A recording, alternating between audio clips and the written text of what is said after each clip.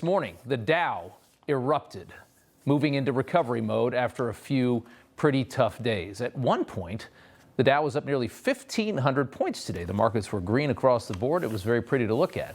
The consensus was that investors were starting to believe that Trump's tariffs would lead to quick deals with all of these trade partners. The Treasury Secretary, Scott Bessent, was on TV early this morning indicating more than 70 countries already had gotten in contact with the White House. We're ready to start negotiating. Let's cut a deal, as all of this tariff fever was hammering global markets.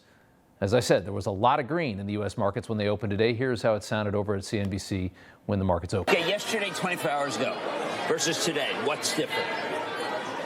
What is really different? Yeah, I mean, today, why are we up big? And yesterday, this time, it was fraught and looking down 4%. Because we're getting the sense that there will be deals made, is the best I could tell you. Yeah. There you have it. As the day wore on, the gains, though, they slowed down, and then they faded away. By the close, it was all red.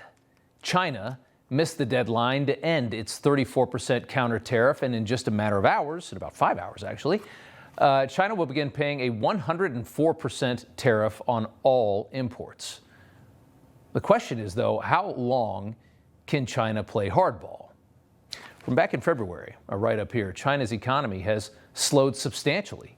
Local governments are straining under debt burdens. The property sector has nearly collapsed. Consumer confidence is poor. External demand is a brittle support beam. And by external demand, of course, they mean mostly the United States buying cheap Chinese crap. That's what's holding the whole thing up, and there's not much to hold up right now. It's a very, very bad situation in China, as you can learn about in many different ways. While Democrats are freaking out over meager drops in a dramatically overinflated Dow Jones average right now, China's economy is really in trouble, in a really bad place, has been for a while now. So if there was ever a time to pick this long-needed fight, this really is the moment. It's good timing for Trump to get into the White House. And while China plays tough, Trump says the rest of the world is rushing to cut these deals. Here was the president earlier today. For those of you that want to know the tariffs, you've been hearing about tariffs, we're taking in almost $2 billion a day. And we're doing very well in making, I call them tailored deals, not off the rack. These are tailored, highly tailored deals. Right now, Japan is flying here to make a deal. South Korea is flying here to make a deal, and others are flying here. There you go. $2 billion a day, he says. $2 billion a day in tariff revenue. That's about $700 billion a year, more than $700 billion a year. Just to give you a reference, that's a third of what our government brings in from all income taxes. Everything we all pay in income taxes, that'd be about a third of that number. That's quick to get to those kind of numbers. And by the way, that number, $700 billion, is going to increase sharply at midnight, because China has a lot of that. Likely forcing China, with its very weak economy, to the table to cut a deal that will benefit our country, our workers, to some unknown extent. Based on our tremendous deficit, which you can see here behind me, just how much more China sends us than they accept from us, China's retaliatory tariffs just don't hit as hard as they need them to. That's the problem when there's this huge disparity. China exports far more to us than they import from us. The White House has the winning hand in many different ways here. China's only upside is, of course, political. Xi Jinping doesn't have to worry about elections. That's a huge benefit. Trump talks about that a lot. He's jealous of that, because imagine what you could do if you could not have to worry about every 2 years you got to get everybody reelected. I mean, that's a huge liability. It weakens our country in a lot of ways, because we're always thinking about the next election. It's hard to ever do the right thing like they're doing right now. This is why most politicians never do the right thing. They just always think about the next election. But for the next year, Trump and Republicans don't really need to worry about this election either. And again, China's situation is pretty bad. And if they pull this off, if the White House pulls this off, and these deals all do come together, and they get China and have some kind of a win with China, and our market goes soaring again, and our industrial base improves in a way that Americans can feel over the next couple of years, look out. Here was quite a moment on CNN earlier today. Take a listen. Our goal is that we're going to sell millions more dollars, so we have to hire many more people.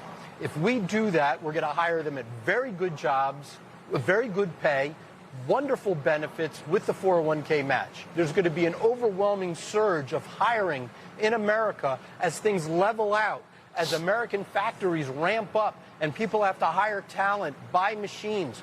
We've invested money in buying new machines because we're so enthusiastic, so optimistic about the future. That's going to start happening throughout the nation.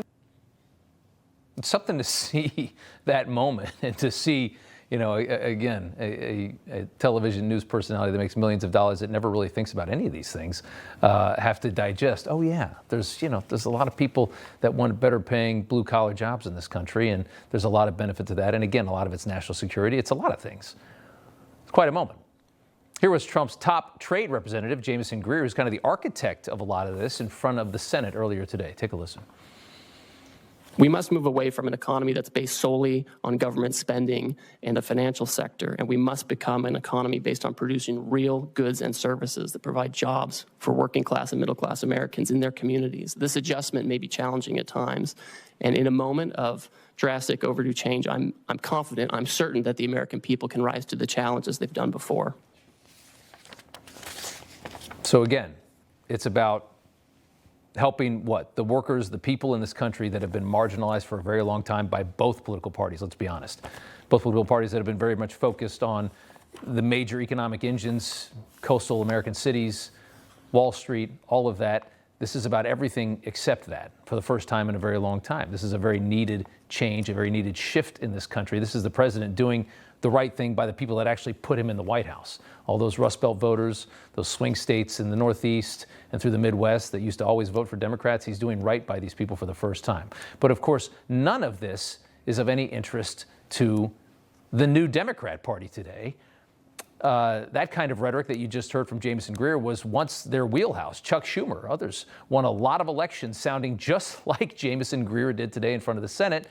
But here was Schumer earlier this afternoon, now shilling for the Wall Street machine after, again, fairly meager losses. When you really look at it, the Dow's still sitting around 38, 39,000, a market that has shot up 15,000 points in just 2 years, a market that is clearly overinflated thanks to massive deficit spending by the government. Here's Chuck Schumer today.